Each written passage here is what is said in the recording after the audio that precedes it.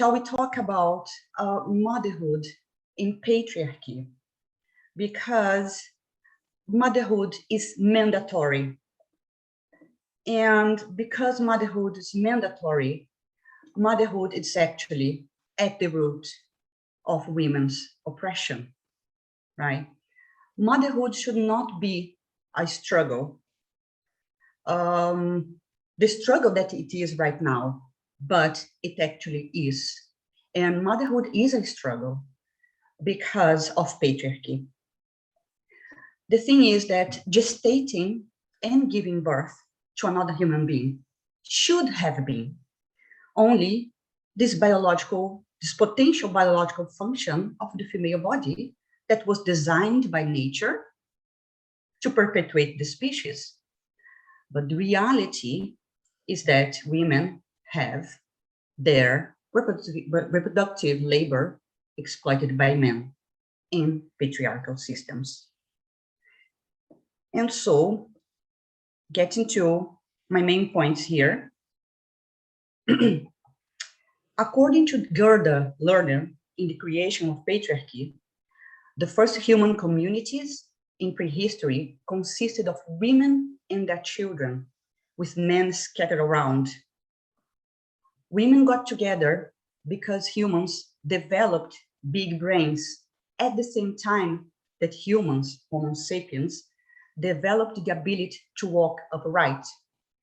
Bigger brains meant larger pelvis, but walking upright put the female pelvis at an angle that only allowed a certain amount of brain growth in the uterus. So that means that human babies are not born with fully developed brains.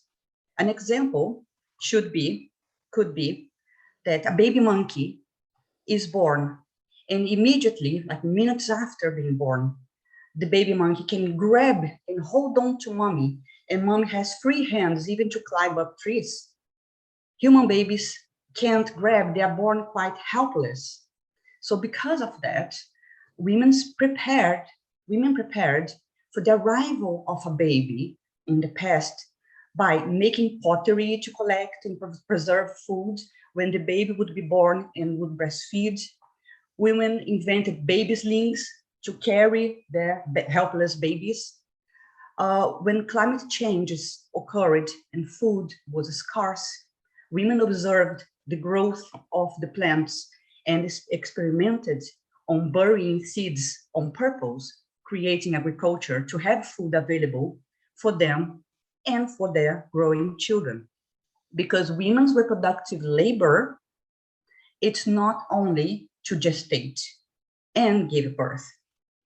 It all comes down to having the baby, helping the baby to survive and grow up to adulthood, to reproductive age.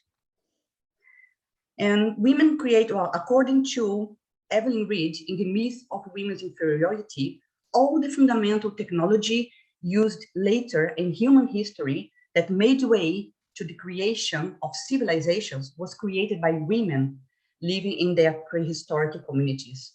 Women created the needle, learned how to use fire, built houses, the basics of chemistry, physics, and culture. And they did all that because humans walk upright and their babes are born helpless. And these were their strategies to guarantee that their children would survive. At some point in human history, men saw this cultural revolution and decided to hang around. Gerda Lerner also says that these early human communities with men around could be classified in 3 types. Groups with creation myths, where women are the creators of life, the creators of humankind, which research proves that the earliest sculptures and paintings all portray pregnant women. In these groups with creation myths, with women being the creators, according to Gerda Lerner, about 75% of men helped with child rearing. Groups with a creation myth where a woman and a man, with a woman and a man, 50% of men helped with childbearing, and in groups with a creation myth about a man creating everything, only 25% or less of men were involved in childbearing. That's when exploitation of women's reproductive labor actually started. With agriculture, it was children who would be the main force in the crops. When more children were needed because men wanted to make enough food to feed and to store and to trade, men started forcing pregnancy on women in the way they have done with domesticated animals. Finally, when women were landowners because they had children and planted to survive, the cultivated land was inherited by the children of women. So men imposed monogamy to ensure heirs and land ownership. The reality is that this is not a dystopian tale. This is what happened, and this is the root of women's oppression, and women are still seen as vessels. This is the exploitation of women's reproductive labor, and we now see this exploitation in what we call mandatory motherhood, with women's solely worth based on their reproductive labor.